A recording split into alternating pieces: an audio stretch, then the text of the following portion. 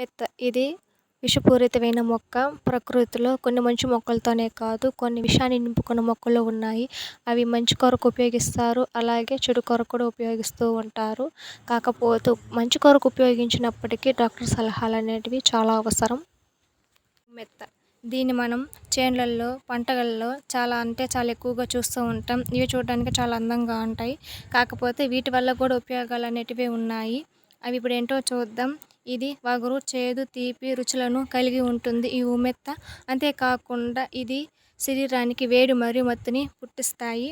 చాలా మొండైనటువంటి రోగాలకు అంటే కుష్టు, దద్దుర్లు అనేటివి ఈ ఆకులను ఉపయోగించడం వల్ల తగ్గుముఖం పడతాయి. ఊబకాయం ఉన్నవారికి ఈ ఆకులను పొడి చేసి దాన్ని పొగ వేసి ఆ పొగను ఊబకాయం ఉన్నవారు పీల్చుకోవడం వల్ల ఊబకాయం నుంచి వాళ్ళకి రిలీఫ్ అనేది ఉంటుంది.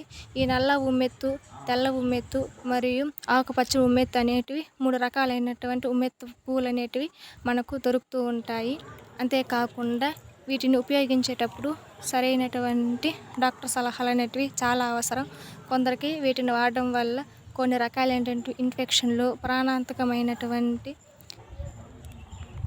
ప్రాణాలను తీసేటువంటి ఈ మొక్కల లక్షణాలను కలిగి ఉంటాయి.